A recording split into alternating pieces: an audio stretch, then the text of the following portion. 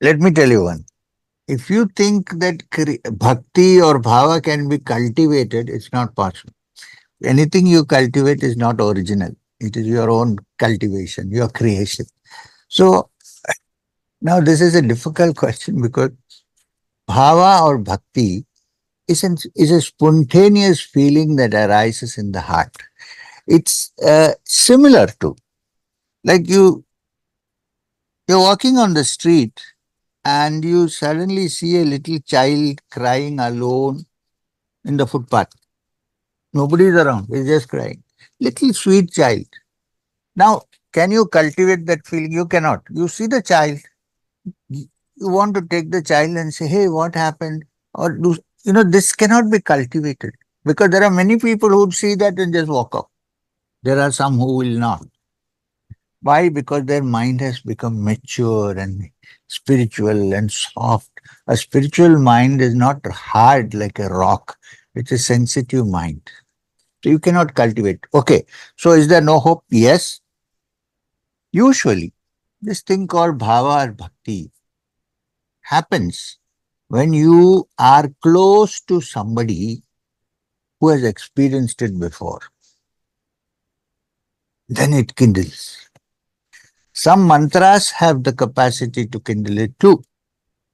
Some of the Maha mantras chanted for some time brings about a certain tingling feeling in your heart when you understand, oh, there's something beyond ordinary thinking. The best is if you know or in close quarters with, but you have to have spiritual earnings, not otherwise. Then, like a magnet, you being an iron piece or I being an iron piece, automatically near the magnet turns into a magnet, even if it's temporary. Since we are living human beings, the mind grasps it.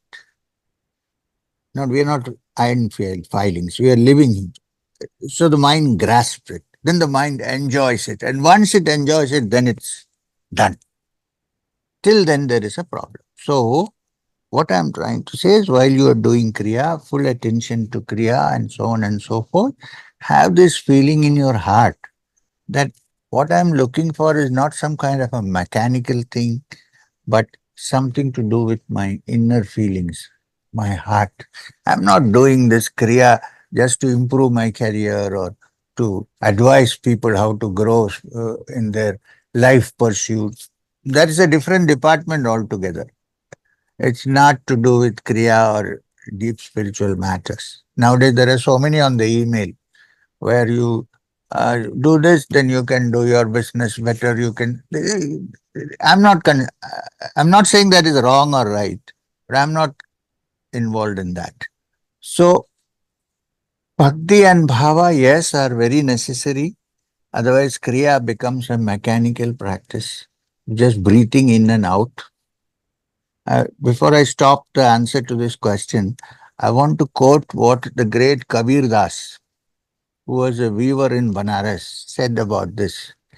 He said, Jadhad prem na sancharai, that heart where prem or affection is not there. So that jan is smashan. Such a heart is like a cremation ground. There's nothing there. It's all burnt. Jaise khal luhar ki, like the bellows of a blacksmith. Nowadays, blacksmiths don't use bellows. In olden days, they used to have a hand-operated bellows. When they do that, the fire burns. Push, push. In India, you might have seen when you were young. Yeah. Jaise khal luhar ki, like the khal, the bellows of the blacksmith. Saans let bin pran. That is also breathing, the bellows. But it has no pran, no life in it. Lifeless. So therefore, this is something to be kept in mind. If any of your sadhana is making you a totally feelingless, heartless person, abandon it. That's not sadhana. It's something terrible.